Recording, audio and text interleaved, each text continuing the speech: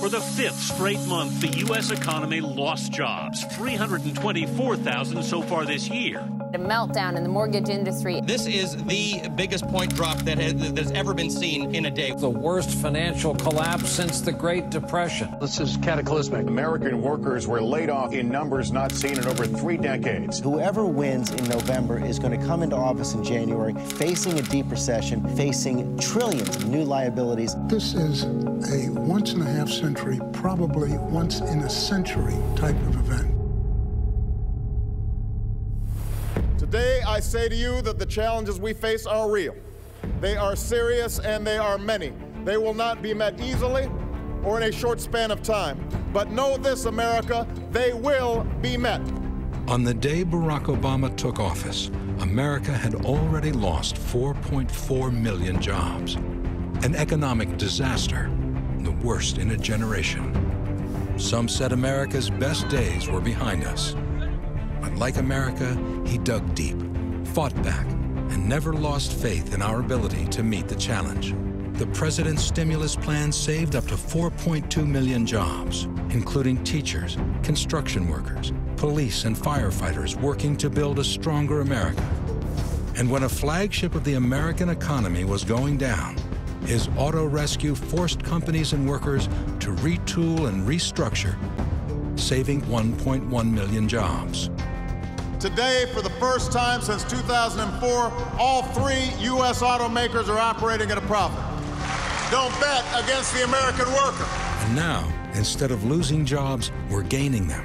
The first increase in manufacturing jobs in a decade. And over the last 25 months, 4.1 million new private sector jobs. And while there's still more to do, there's been real progress. Because President Obama never stopped believing in us and fighting for us. He took on the credit card companies, stopping unfair fees and hidden penalties.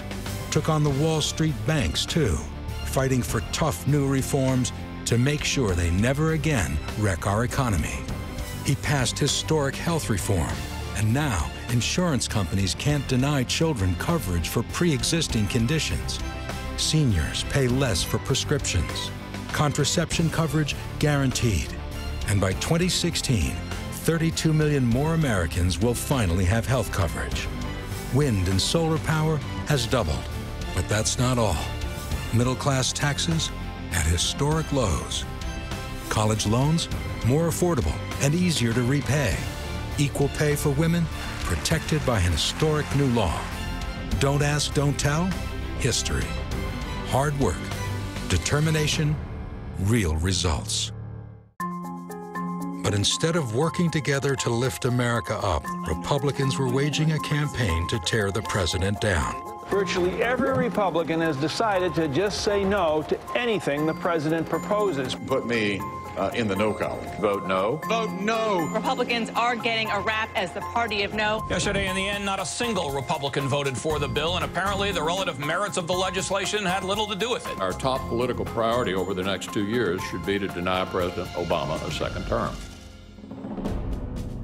And still, he persevered, here at home and as commander-in-chief. Over the last 2 years, you've seen a depletion of the senior bench for al-Qaeda. Anwar al-Awlaki has been killed. Another huge victory in the war on terror. And then there was the victory no one saw coming. As an NBC News special report. This is CNN Breaking News. Tonight, I can report to the American people and to the world that the United States has conducted an operation that killed Osama bin Laden, the leader of al-Qaeda, and a terrorist who's responsible for the murder of thousands of innocent men, women, and children. This is truly one of those moments people will remember where they were when they heard Osama bin Laden is dead. And now, the war in Iraq is over. For nearly 9 years, our nation has been at war in Iraq. So as your commander-in-chief, and on behalf of a grateful nation, I'm proud to finally say these 2 words: welcome home. A promise kept by a president who understands America's promise, who understands America's greatness comes from a strong, secure middle class. That's the America President Obama believes in. And that's what he's fighting for every day.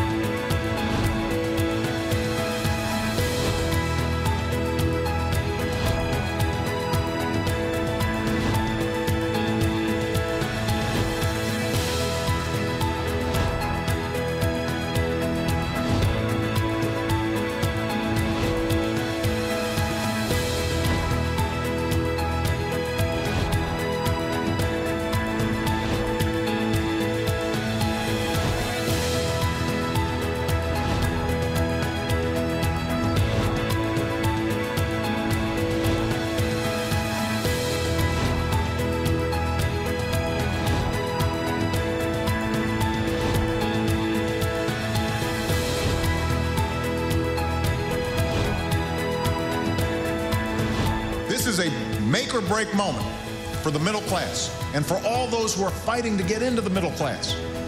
Because what's at stake is whether this will be a country where working people can earn enough to raise a family, build a modest savings, own a home, secure their retirement. I believe that this country succeeds when everyone gets a fair shot, when everyone does their fair share, when everyone plays by the same rules. And I believe America is on the way up. Thank you. God bless you. God bless the United States of America.